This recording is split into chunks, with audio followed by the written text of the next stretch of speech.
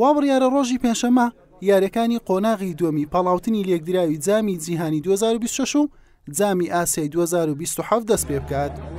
عێراق لە یەکەم یاری خۆی لە پاڵاوتن لەسەر خاچی خۆی پێشوازی لە ئیندۆنوسیا دەکات. شێرەکانی ڕافیدەین لەم قۆناغە نۆ کۆمەڵەیە کەوا هەر کۆمەڵەیەک 4 تیپە لە کۆمەڵەی شەشەمە. هاوشانی عێراق 3 هەڵبژاردەی ڕۆژهەڵاتی ئاسیا هەن، ئەوانیش ڤێتنام و فلیپین و ئیندۆنوسیان. عێراق لە کۆمەڵەکەی تاوەکو ناوەڕاستی ساڵی داهاتوو 6 یاری بە شێوازی چوون و هاتن ئەنجام دەدات. یاریەکانی نێوخاچی خۆی لەسەر یاریگای نێودەوڵەتی بەسڕە دەکات. خیسۆس کاساسی ڕاهێنەری ئیسپانی هەڵبژاردەی عێراق 25 یاریزانی بانگێشت کردووە، لە نێویان 6 یاریزانی کوردن، بەڵام سەرجەمیان لە خولەکانی دەرەوەی عێراق یاری دەکەن. لە هێڵی بەرگری ڕێبین سۆلاقا و میرخاز دۆسکین، لە هێڵی ناوەڕاست ئوسامە ڕەشید و یوسف ئەمین و ئەحمەد عەلی، لە هێڵی هێرشبەریش پێشەنگ عەبدوڵڵا، هەریەکە لە دانێلۆ سەعید و سەعەد ناتق بەهۆی ئامادەنەبوونیان لە ڕووی جەستەیەوە لە شوێنیان مستەفا ناظم و حوسێن عەلی زیادکران. بەشێک لە هێرزانانی هەڵبژاردەی عێراق ڕۆژی یەکشەممە لە بەغدادەوە گەشتیان بەرەو بەسڕا ئەنجامدا. ڕۆژی دووشەمەش 4 یاریزانی پیشەگەر گەیشتنە بەسڕا.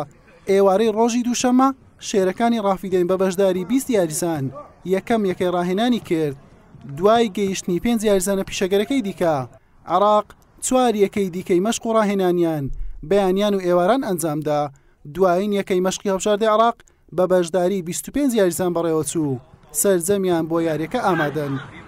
هەڵبژاردەی ئیندۆنوسیاش 5 ڕۆژ پێش یاریەکە گەیشتە بەسڕا و ئامادەکاریەکی سڕی بۆ یاریەکە کردووە. ڕاهێنەری هەڵبژاردەی ئیندۆنوسیا شین تا یونگی کۆریای باشووری لە کۆنگرەی ڕۆژنامەوانی پێش یاریەکە ڕایگەیان.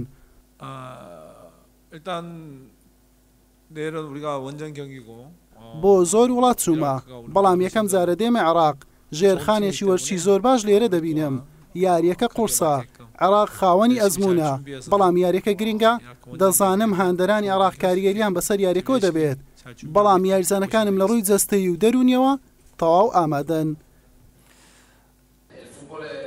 کاساسی ڕاهێنەری هەڵبژاردەی عێراقی ژووتی بۆ یاریەکەی ئیندۆنوسیا زیاتر پشت بە یاریزانە چاڵاکانی ئەوروپا دەبەستن. دەزانم ئاستی هەڵبژاردەی ئیندۆنوسیا بەم دوایانە بەرز بۆتەوە. گەشتبینم لە نێو خاچی خۆمان یاری دەکەین. شوێنی یاریزانان لە نێو یاریگا بە پێی کات دەگۆڕێت. ماڵدینی یەکێک بوو لە باشترین یاریزانەکانی لای چەپ لە جیهان و لە دڵی بەرگری یاری دەکرد لە کۆتا ڕۆژەکانی یاریکردنی. لەوانەیە ئەمە بۆ عەلی عەدنانیش ڕوو بدات. عێراق لە یاریەکەی بەرامبەر ئیندۆنوسیا بە ئەدرێسی سپی یاری دەکات و هەڵبژاردەی میوانیش بە ڕەنگی سوور. یاریەکە کاژمێر 5 و 45 خولەکی ئێوارە ئەنجام دەدرێت. یاریگای نێودەوڵەتی بەسڕا شوێنی 65,000 هاندەری هەیە. سەرجەم بلیتەکانی یاریەکە فرۆشراون. شێرەکانی ڕافیدەین ڕاستەوخۆ دوای ئەم یاریە بە فڕۆکەیەکی تایبەت گەشتی شاری هانۆی دەکەن بۆ ئەنجامدانی دووەم یاری پاڵاوتن بەرامبەر ڤێتنام لە سێشەممەی داهاتوو. حوسێن محەممەد، کەناڵی پێام.